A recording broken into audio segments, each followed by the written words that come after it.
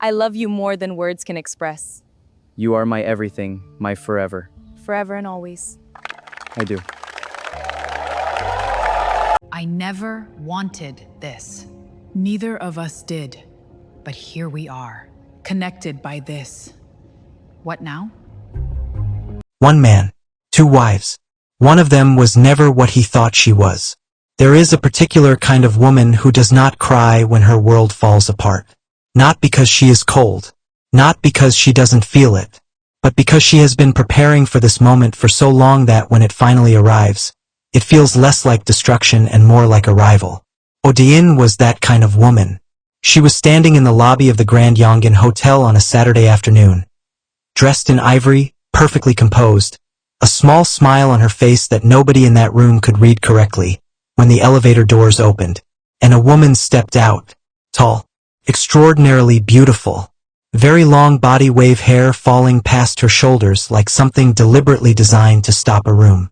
She was wearing a deep burgundy dress that fit her like it had been made specifically for her body, and she moved through that lobby the way women move when they have never once in their lives doubted that they belonged exactly where they were standing. Odiin looked at her, and felt nothing except the quiet satisfaction of a chess player watching the final piece move into position. She had known about Precious for 2 years. She had known her name, her address, the club where Bei Taeyong had met her, the private ceremony in a small venue outside Yongin where he had married her without a single person from his real life present. She had known all of it, and she had said nothing, because Oduin had not spent 5 years in a marriage to a man like Bei Taeyong to make the mistake of moving too soon. She had waited, she had collected, she had built, and now, on this Saturday afternoon in the lobby of the Grand Yongin Hotel, where Bei Taeyong was about to walk in for what he believed was a private family lunch. Both of his wives were in the same room.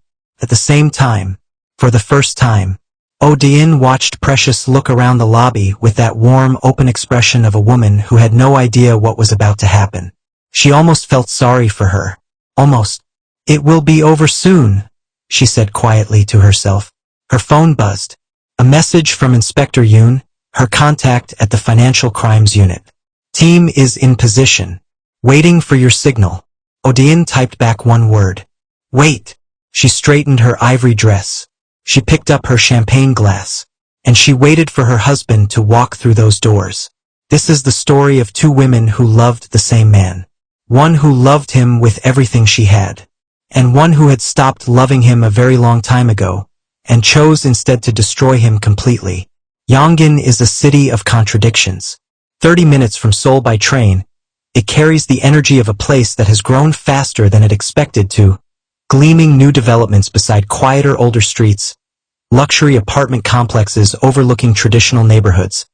The kind of city where old money and new power live in careful proximity and rarely acknowledge each other directly. It was in this city that the Bei family had operated for 3 generations. Real estate, private security, luxury hospitality on the surface, hotels, private members clubs, high-end restaurant chains that filled the glossy pages of lifestyle magazines and won awards that made everything look clean and intentional. Underneath, the kind of operations that didn't appear in any magazine. Financial structures so complex that even the people inside them sometimes lost the thread. Contracts enforced by methods that the city's official institutions quietly understood and carefully never investigated too directly. The Bei name in Yongin was not simply wealth. It was architecture. The city had been partially built around it. Bei Taeyong had inherited all of this at 26 when his father stepped back from active operations. He was 31 now, tall, genuinely, distractingly handsome, the kind of face that belonged on the cover of something expensive. Dark hair that he wore slightly longer than convention suggested, sharp jaw, eyes that were warm enough in social settings to make people comfortable and cold enough in business settings to make people careful. He was charming in the precise way of someone who has studied charm rather than simply possessing it, which made it more effective, not less. He was also, beneath all of it, a man who had never once in his life considered that the people around him had their own interior worlds he couldn't see or control. This was his fatal flaw. He was very good at reading rooms. He had never learned to read people. He had married Odiin 5 years ago. It was not a love match, not entirely. The O family were one of Yonggan's established legal dynasties. Prosecutors, judges, city officials across 3 generations. A marriage between the Bays and the O's was the kind of strategic alliance that both families had been quietly circling for years. Odin had been 24. Brilliant, she had graduated top of her law faculty, had offers from 3 of Korea's most prestigious firms. She was precise, composed, and possessed of the particular quality of noticing everything while appearing to notice only what she chose to. She had agreed to the marriage. Her family had assumed it was duty. Only Odin knew the full truth of why she said yes.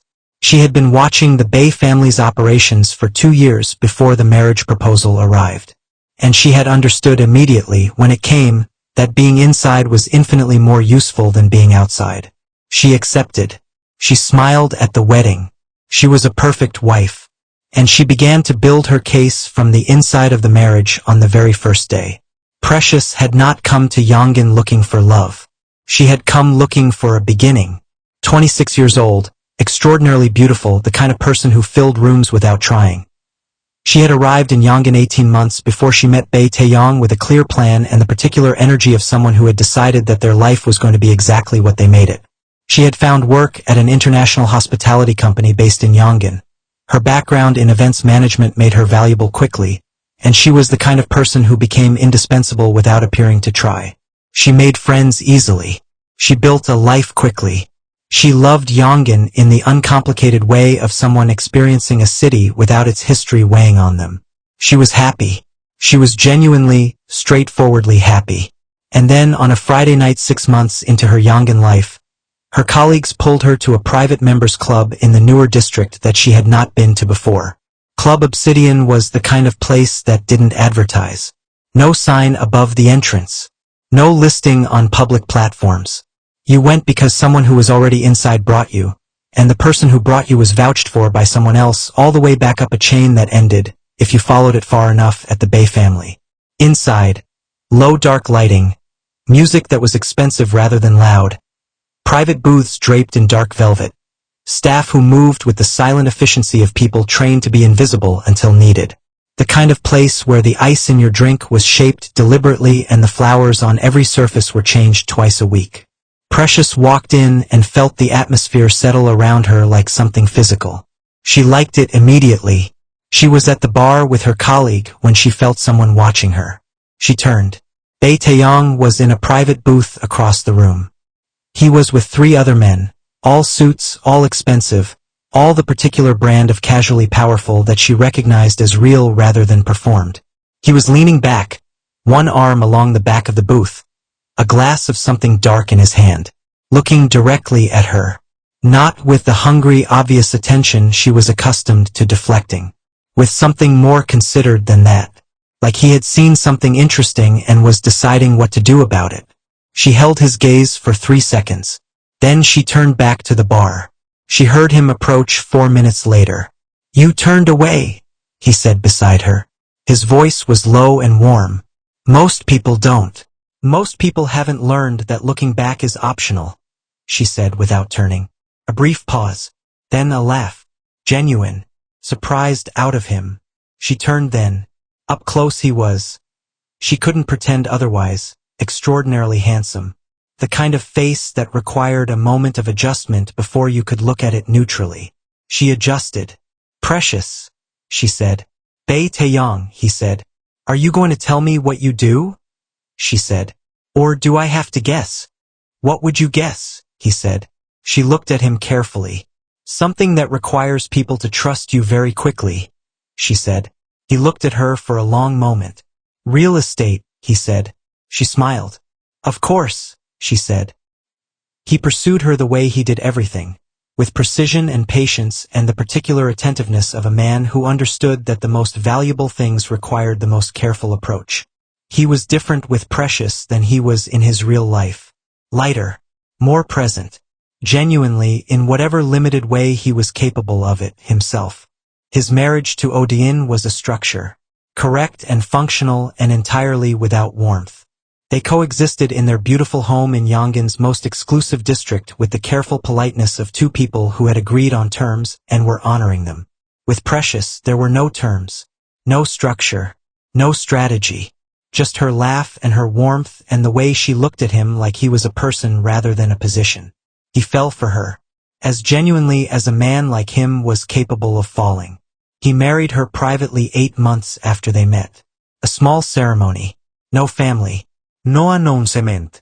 A venue outside Yongin, a registrar, 2 witnesses who were paid well enough to be completely forgettable. Precious wore white and cried happy tears and believed every word of every vow. She had no reason not to. She knew nothing about Odin. She knew nothing about the Bay family's real operations. She knew nothing about the woman in an ivory dress in Yongin who had known about her almost from the beginning and had been waiting, quietly, patiently, with the precision of a lawyer building an airtight case, for exactly the right moment. Precious knew nothing. She was simply happy. For 2 years she was simply happy. Odin had known about Precious since the 4th month of their relationship. Her sources, and she had spent 5 years carefully cultivating sources inside her husband's world, had brought her the information on a Tuesday morning with the careful delivery of people who understood that what they were handing over was significant. She had read the file. She had looked at the photograph. Precious, extraordinarily beautiful body wave hair, laughing at something outside the frame. And she had felt nothing that resembled the reaction her husband would have expected. Noray, no devestaschen, no confrontaschen. She had closed the file. She had gone to her home office. She had opened the document she had been building for 3 years, meticulous, thorough, cross-referenced, and she had added a new section. Second marriage. Undisclosed. Legal implications. Significant. Because Odin understood something about her husband's legal protection that he had never examined carefully enough. Bae Taeyong's position in Yongin, the reason investigations had circled him for years without landing, rested on a carefully constructed foundation of legitimate business interests, community standing, and the particular respectability that came with being the husband of a woman from one of the city's most established legal families. The O name was his shield. He had never understood that the O name was also Odin's weapon. For 5 years she had gathered financial records obtained through channels her legal training made available to her. Testimonies from people inside his operations who had their own reasons for wanting an exit. Transaction trails that his accountants had buried carefully enough for most investigators but not carefully enough for someone who had been looking from the inside with a lawyer's eye for 3 years. She had built a case that would have made any prosecutor in Korea salivate. She had one problem. His lawyers were extraordinary, and his connection to the O family, to her, gave him a credibility buffer that made the case harder to prosecute than it should have been. She needed something that removed that buffer entirely. Something that separated his interests from hers so completely that nobody could argue they were connected. Something that made her the victim rather than the partner. The second marriage was perfect. A secret second wife was not just a personal betrayal, it was bigamy. A criminal act that voided the respectability of the marriage entirely. That removed Odin from any suggestion of complicity. That transformed her from his wife into his victim. And her case from a complicated insider account into the testimony of a wronged woman with nothing to gain and everything to substantiate. The moment that second marriage became provable, everything else became prosecutable. She had waited 2 years for the documentation to be airtight. And now, on this Saturday afternoon, it was. Bae Taeyong had arranged the lunch himself. He did this occasionally, private family occasions at the Grand Yongin, the hotel his family had owned for 15 years. A Saturday afternoon. A private dining room on the 14th floor. His mother, 2 senior family associates, and Odin. What he had not arranged, and had no idea was coming, was Precious. Odin had arranged that. A carefully worded message sent from an anonymous number to Precious 3 days earlier. Your husband is having lunch with his first wife at the Grand Yongin Hotel this Saturday at 2. Table 14. You should know the truth. Precious had spent 3 days telling herself it was wrong. A mistake. Someone causing trouble. And then she had come anyway. Because 3 days of telling yourself something is wrong is its own kind of answer. She walked into the Grand Yongin Hotel lobby at 1:47 p.m. Odin was already there. Ivory dress. Champagne glass. That small, unreadable smile. Precious crossed the lobby without seeing her. She was looking for the restaurant entrance, the message's instructions in her mind, her heart doing something complicated in her chest. Odion watched her cross the lobby, and then, precisely deliberately, she stood up and walked into Precious's path. "Excuse me," Precious said automatically, stepping aside. "Precious," Odion said. Precious stopped. She turned. She looked at this woman, elegant, composed, ivory dress, champagne glass, and felt the first cold finger of something she didn't have a name for yet. "How do you know my name?" Precious said carefully. Odion looked at her with an expression that was not unkind. "Because," she said quietly, "my husband has spoken of you." The lobby was very busy around them. Nobody noticed two women standing very still in the middle of it. "Your husband," Precious said slowly. "Bei Taeyong," Odion said. "My husband of 5 years." The champagne glass in her hand was perfectly steady. "I believe," she said gently, "that he is also yours." The silence between them lasted 4 seconds. Then the hotel doors opened behind them, and Bei Taeyong walked in. He saw them at the same moment. They both turned to look at him. Two women, standing together in the center of the lobby, both looking at him. One in ivory, composed, unreadable, champagne in hand. One in burgundy, extraordinarily beautiful body wave hair, an expression on her face that he had never seen before and would never forget. He stopped walking. The doors swung shut behind him. The lobby continued its busy Saturday afternoon indifference around them. Staff moving, guests checking in, the distant sound of piano from the bar. Entirely unaware that in the center of all of it, a man was watching his entire life restructure itself in real time. "Taeyong," Odion said pleasantly. "Come and meet someone." He didn't move. "Daein," his voice was careful. "Already managing." "This is Precious," Odion said conversationally. "I believe you know her." Precious was looking at him, and he saw in her face, in the specific quality of the way she was looking at him, that she already knew. That whatever she had come here hoping was wrong, had been confirmed the moment Odion said his name. "Precious," he started. "Don't," she said quietly. One word. But the way she said it, quietly, completely, with the particular finality of someone putting something down and walking away from it, stopped him more completely than anything else could have. "How long?" she said. He said nothing. "How long has she been your wife?" "Precious, let me explain." "How long?" 5 years, Odion said helpfully beside her. Precious closed her eyes briefly. 5 years. He had been married for 5 years when he walked into Club Obsidian and looked at her across the room with those careful warm eyes. 5 years when he pursued her with such patient, deliberate attention. 5 years when he stood in front of a registrar and spoke vows that were already lies before they left his mouth. She opened her eyes. "I want a divorce," she said clearly. "From whatever this is. I want out." "Precious, please." "She's not the only one," Odion said. Both Precious and Bei Taeyong looked at her. Odion reached into her bag and produced a document. She held it out to Precious. "Before you decide what you want," she said quietly, "there is something you should see." The document was a summary. 47 pages of financial records, transaction trails, witness testimonies and operational evidence compiled over 3 years by Odion, law faculty graduate, former associate at one of Korea's most prestigious firms, and the most dangerous person Bei Taeyong had ever underestimated. Precious stood in the hotel lobby and read the summary page. Then she looked up at Odion. "You knew," she said slowly, "about me. You knew the whole time." "Yes," Odion said. "And you let it happen." "Yes." "Why?" Odion looked at her steadily. "Because I needed it," she said simply. "The bigamy charge removes the last legal protection he has. Without it, his lawyers could argue our interests were aligned. That I had reason to protect him. The second marriage makes me unambiguously his victim. It makes everything else I have built unassailable." Precious stared at her. "You used me," she said. "I used the situation," Odion said carefully. "I am sorry that you were in it. Genuinely. You did nothing wrong. You knew nothing. That is precisely why it works. Bei Taeyong had been very still during this exchange.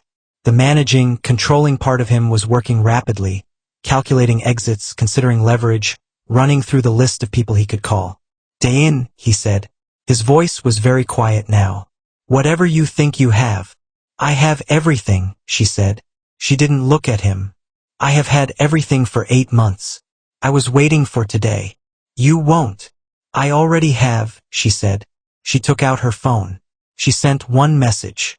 One word. Now. They came through the hotel's main entrance 4 minutes later. Inspector Yoon and 6 officers, plain clothes, professional, unhurried. The lobby continued around them. Guests and staff and the distant piano. For approximately 30 seconds before the quiet, efficient nature of what was happening registered and a particular stillness fell over the space. Inspector Yoon crossed directly to Bei Taeyong. Bei Taeyong, she said, you are being arrested on charges of financial fraud, money laundering, and criminal conspiracy. You have the right to remain silent. I have lawyers, he started. They have been notified, Inspector Yoon said calmly. They are welcome to meet us at the station. She nodded to her officers. Bei Taeyong, handsome, powerful, the man who had owned rooms and run a city and believed himself untouchable, looked at Odian one last time. 5 years, he said. His voice was very quiet. You spent 5 years building what you spent 15 years thinking nobody could build, she said. Yes. Something moved across his face. Not rage. Something more complicated than rage. The specific expression of a man who has just understood, completely and too late, the full dimensions of what he missed. The officers moved him toward the exit. He did not look back. The lobby returned to itself slowly. Staff repositioned. Guests who had paused resumed. The piano in the bar continued its unhurried Saturday afternoon. Odian stood with her champagne glass, still half full, still perfectly steady, and watched the hotel doors close behind the officers. Then she set the glass down on a nearby surface. And for the first time in 5 years, in the middle of a busy hotel lobby in Yongin on a Saturday afternoon, Odian allowed herself to feel it. All of it. The 5 years. The performance of a marriage that was a case. The loneliness of carrying something this large entirely alone. The specific exhaustion of being permanently 3 steps ahead of a man who had never once considered she was capable of any steps at all. It lasted approximately 45 seconds. Then she straightened, picked up her bag, and turned to find Precious still standing where she had been, watching her with an expression that was complicated and layered and not yet resolved into anything simple. I am sorry, Odin said, for the part of this that hurt you. That part was not. I did not intend for an innocent person to be. I know, Precious said quietly. A pause. It doesn't make it not hurt, Precious said. No, Odin agreed. It doesn't. They stood together for a moment. 2 women in a hotel lobby, connected by a man who had seen them both as pieces rather than people, each carrying the particular weight of having loved or trusted someone who had never deserved it. What happens now? Precious said. For him, Odian said. The prosecutors take over. The case is thorough. His lawyers are expensive. They will not be expensive enough. And for you? Odian considered the question. I file for divorce on Monday, she said. I go back to law. I have had 3 firms waiting for 2 years. Precious almost smiled at that. You planned everything, she said. Everything, Odian confirmed. Even this conversation? Odain paused. No, she said quietly. This part one did not plan. Precious left Yongin 3 months later. Not because she was running, but because she had arrived in Yongin looking for a beginning, and she had found one. Just not the one she expected. She had learned things in those 3 months that she could not have learned any other way. About the city. About herself. About the specific resilience of a woman who discovers she has been lied to completely and finds, to her own quiet surprise, that she is still standing. Still herself. Still Precious. She moved to a new city with her career intact and her name clean and the particular freedom of someone who has walked through something terrible and out the other side. She never spoke publicly about what happened. She didn't need to. Odiin returned to law. The firm that took her back gave her the partnership track she had deferred 5 years earlier. She was very good at her work. Extraordinarily thorough. Attentive to detail in ways that consistently surprised her colleagues. She never explained where those skills had been sharpened. Bae Taeyong's trial lasted 4 months. The case Odiin had built was, as she had always known it would be, airtight. His lawyers negotiated where they could, argued where they couldn't, filed every motion available to them. It made no difference. The documentation was too thorough, the pattern too clear, the witnesses too consistent, and Odiin, composed, precise, devastating on the stand, gave testimony that left no room for any alternative interpretation. He was convicted. 7 years. The Bae family's assets were frozen pending full financial investigation. The businesses that had operated for 3 generations under the respectable surface of Yonggan's economy were dismantled by people who had been waiting for exactly this opening. The city did not fall apart. Cities rarely do when the structures holding them together turn out to have been built on something rotten. They simply, quietly, inevitably rebuild. On the day the verdict came in, Odiin was in her office. Her assistant knocked and told her. She nodded. She thanked her assistant. She turned to her window and looked out at Yonggan, her city, the city she had been born in and stayed in and decided to clean up in the only way she knew how, and she breathed. In 5 years. It had taken 5 years. But Odiin had always been a patient woman.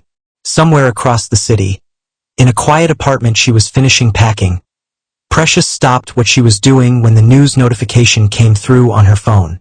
She read it. She set the phone down.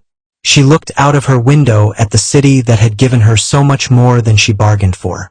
And she felt not happiness exactly, something more textured than happiness. The particular feeling of having been part of something larger than yourself without choosing it. Of having been used, yes, but also of having, in being used, helped dismantle something that needed dismantling. She had not been a weapon. She had been a witness to a man's arrogance and a woman's extraordinary patience.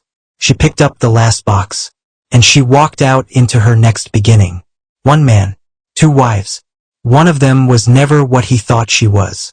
He had spent 15 years building an empire on the assumption that the people around him were pieces. He had not considered, not once, that one of those pieces had been playing an entirely different game. From the very first day, right up until the last. Thank you for watching. If you enjoy the story, don't forget to leave us a comment. Also like, share, and subscribe to our channel, and click on the notification bell to get notified when a new story comes up. Don't forget to tell us where you're watching from.